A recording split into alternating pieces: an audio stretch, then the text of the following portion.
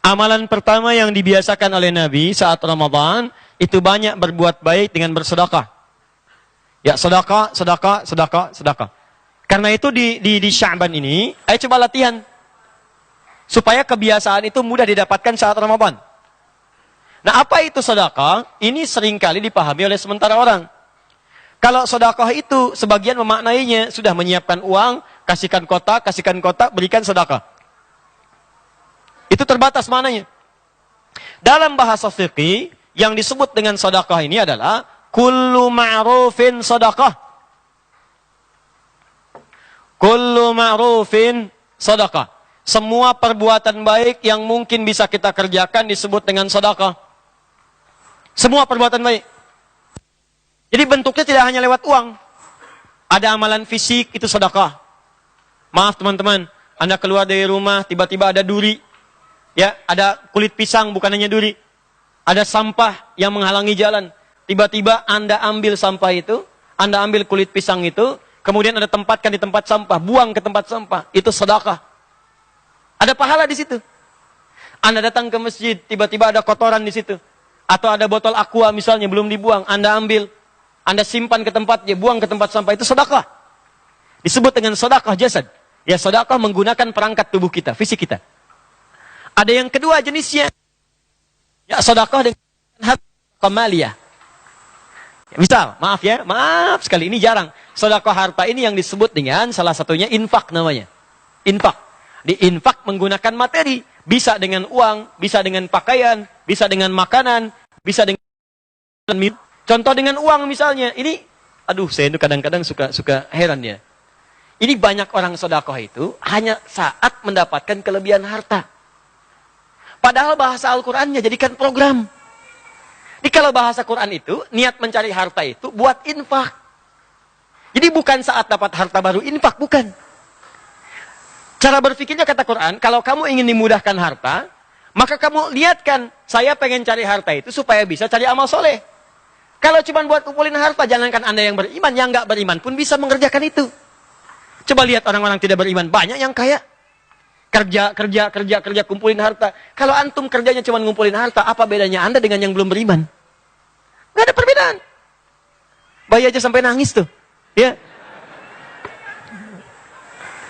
Makanya saat Anda ngumpulin harta, turun konsep di Quran. Buka Quran surah 28, ayat 77. Ya, Quran surah 28, ayat 77. Paling kiri sebelah bawah. Lihat kalimatnya. Wabtaghi fima atakumullahu daral akhirah. Kata Allah, hei kamu silakan cari harta. Ayo cari sebanyak-banyaknya. Nanti yang kamu dapatkan itu, kalau ingin diberikan oleh Allah mudah, niatkan untuk akhirat. Karena kenapa? Mungkin ada orang di antara kita yang rajin tahajud, antum belum bisa. Ada yang rajin puasa, antum belum kuat. Susul mereka dengan kemampuan antum mendapatkan harta. Nanti dari situ cari surga lewat harta. Infak. Tapi jangan dulu diinfakin, kata Allah. Walatan sanasibaka minad dunya. Sebelum infak, cukupkan dulu kebutuhan keluarga Anda. Di infak itu dibagi dua. Satu infak untuk keluarga. Setelah cukup untuk keluarga, keluar cari surga antum sekeluarga. Misal, gaji Anda 30 juta. Amin. Oh. Gaji 30 juta, diukur-ukur kebutuhan rumah tangga 20 juta. Maka kalau kebutuhan Anda 20 juta, Allah kasih 30 juta, 10 jutanya itu untuk cari akhirat. Programkan. Zakatnya, infaknya. Jadi bukan infak dulu keluar, keluarga tidak diurus, tidak begitu. Awas hati-hati. Di rumah dulu. Makanya ketika suami mencari harta bendanya didapatkan, kewajiban pertamanya infakkan dulu untuk di rumahnya. Makanya orang-orang beriman itu punya program infak. Sebulan punya program. Saya nih punya 30 ribu, nggak apa-apa, bagi 30. Anda kerja nih, kelebihan 30 ribu. Bismillah, niatkan keikhlasannya. 30 ribu, 10 ribu, 10 ribu, 10 ribu. 3. 1000, 1000, 1000 setiap hari. Setiap hari infak. Yang penting ikhlas, nggak apa-apa. Anda kerja dengan keringat Anda. Ya, 1 juta tidak ikhlas, 1000 ikhlas. Ikhlas itu yang punya nilai. Masih beruntung, kata Allah lewat lisan Nabi, yang dinilai keikhlasan, bukan kuantitasnya. Semakin banyak, semakin ikhlas, bagus. Kotak infak lewat, ngasih 100 ribu. 100, masuk. Yang 1000, jaga-jaga supaya nggak kelihatan. Ya, apalagi yang 1000-nya itu uang logam kan? Ya, supaya jaga supaya nggak bunyi.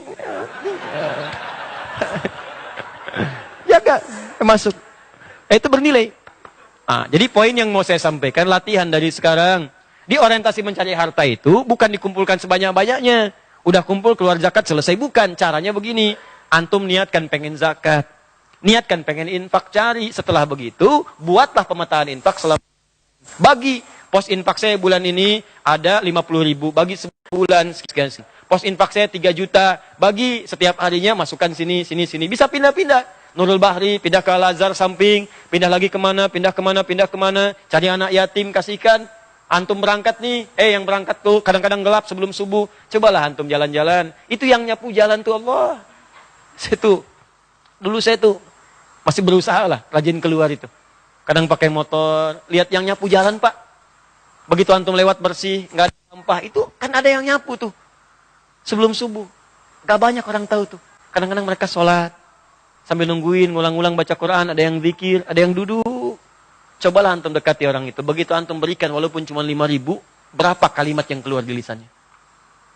Pak, makasih Pak, Bu, ya Allah, mudah-mudahan dibalas dengan surga, mudah-mudahan disehatkan, orang tuanya dimuliakan. Itu yang keluar cuma 5.000, tapi doanya untuk bapak anda, ibu anda, anak anda, keturunan anda, pekerjaan anda. Dan orang itu seketika didengar oleh Allah Subhanahu wa Ta'ala. Bukankah doa yang paling didengar diantaranya doa orang-orang susah? Begitu antum berikan, seketika nyampe ke aras, mengguncang aras, turun kepada anda. Cobalah cari yang demikian. Minimal, kalaupun antum gak berharap, ada ketenangan dalam jiwa. Beda antara antum titipkan dengan ngasih sendiri itu lain. Berikan begitu keluar orang seperti itu, ya Allah. Indah sekali. Semoga selamat di perjalanan dia, tidak ada apapun dan sebagainya. Oh, itu indah gitu. Kenapa gak punya program begitu? Nah sekarang, sebelum nyampe ke Ramadan, coba siapkan anggaran anda untuk Ramadan. Karena Ramadan itu unik. Nanti anda tuh akan punya getaran di hati. Tiba-tiba mencatat mana yatim, mana fakir, mana orang miskin. Kalau anggarannya nggak ada, apa yang mau dikasihkan?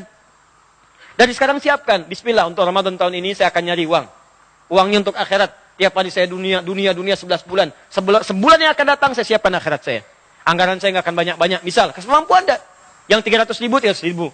Yang cuma punya 3.000, 3.000. Yang 3 juta, 3 juta. Bismillah, siapkan. Hari pertama, keluarkan. Hari kedua, sini. Hari ketiga, itu pahalanya. Khusus untuk Ramadan, kali lipat hari biasa.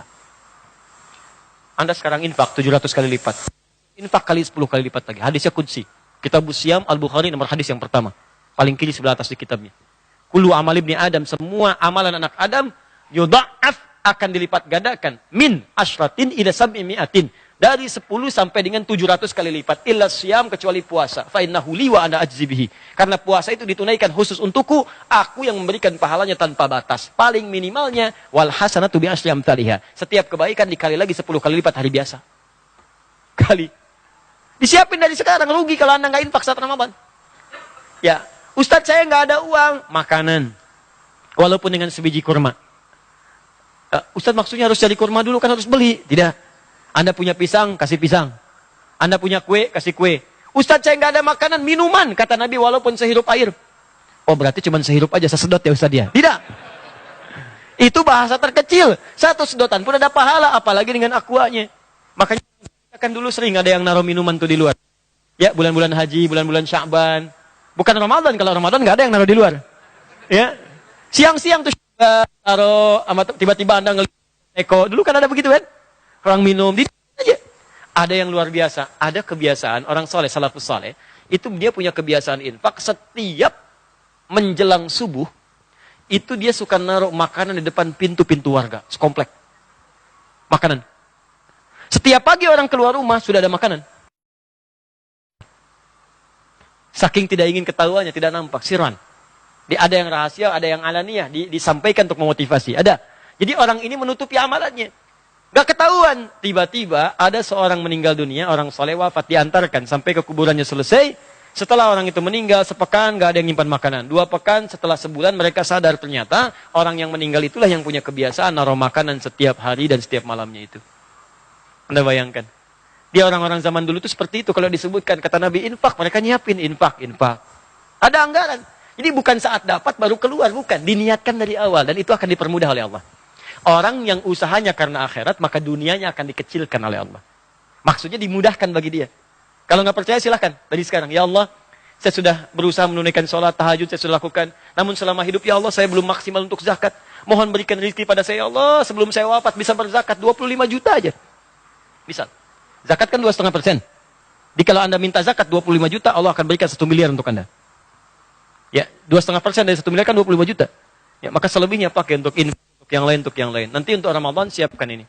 Siap insya Allah? Siap ya? Jangan cuma siap, tapi nggak ada gitu. Ya. Saya minta betul-betul serius. Ya, saya minta serius. Kerjakan.